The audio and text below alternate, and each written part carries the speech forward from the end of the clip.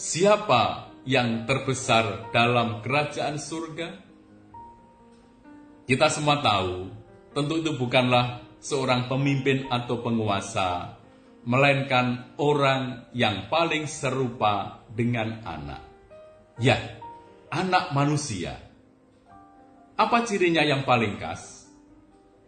Ia menerima semuanya dari tangan Bapa, lalu memberikan semuanya kepada setiap orang. Yesus mengajak para murid untuk belajar dari anak. Anak perlu untuk diterima. Dan inilah tindakan dasar dari kasih.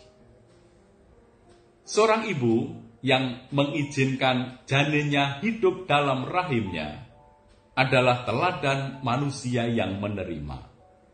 Hal itulah yang selalu dilakukan oleh Allah.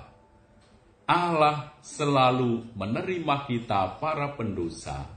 Allah tidak pernah menolak atau membuang seorang pun.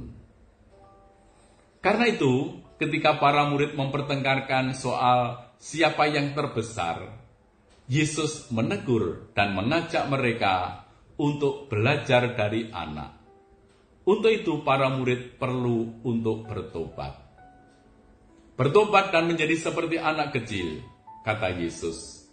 Bagi Yesus, kebesaran yang sejati dalam kerajaan surga bukan soal kedudukan, jabatan atau kuasa, melainkan kasih yang tulus dan kerendahan dalam melayani sesama. Karena itu pertanyaan para murid yang menunjukkan adanya kesalahan motivasi para murid dalam mengikuti Yesus. Para murid diundang untuk bertobat dan belajar seperti seorang anak kecil yang polos, yang jujur, yang tulus dalam mengikuti Tuhan. Ini berarti bahwa para murid harus belajar untuk berbalik dari motif-motif yang keliru kepada motivasi yang murni, yang tulus untuk mengikuti kehendak Tuhan, melaksanakan apa yang benar dan baik. Merendahkan diri dan menjadi seperti anak kecil. Demikian kata Yesus.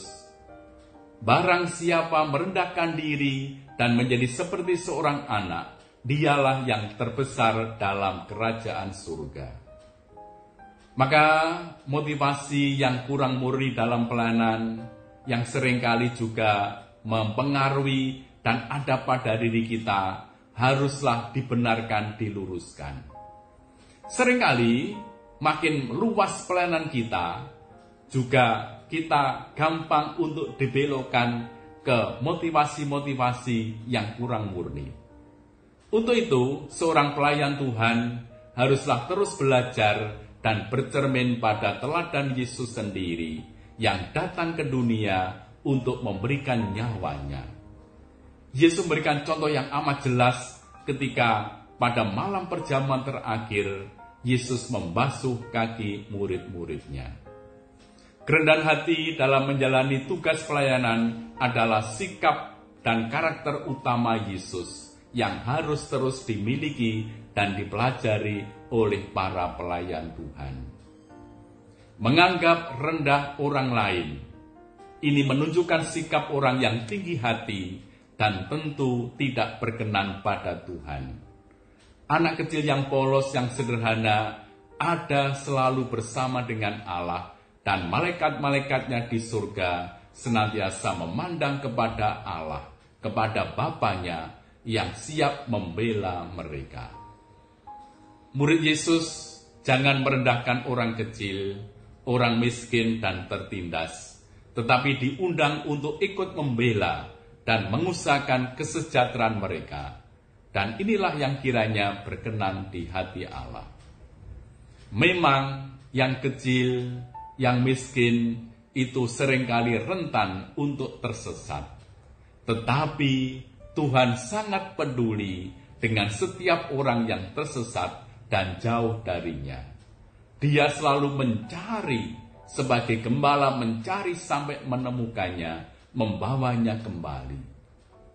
Kita pun juga dipanggil untuk memiliki hati yang peduli dan penuh kasih. mencari mereka yang mungkin tersesat dalam kehidupan ini. Yesus memberikan teladan yang hilang tersesat mesti dicari dan ditemukan kembali agar sukacita kita sebagai anak-anak Allah bersama Bapa di surga semakin penuh dan sempurna. Dan juga bagi yang tersesat tentu perlu kerendahan hati dan keterbukaan agar segera ditemukan kembali dan mengalami sukacita bersama dengan Allah. Para sahabat terkasih, manusia hidup karena diterima oleh Allah. Maka siapa saja yang menerima, dialah yang terbesar. Dia memberikan tempat supaya saudaranya tetap hidup dan berkembang. Maka marilah kita belajar untuk menerima dengan tulus hati, menjadi kecil, rendah hati, dan menyambut orang-orang kecil dan tersesat dengan penuh sukacita, supaya sukacita Tuhan semakin penuh di dalam diri kita.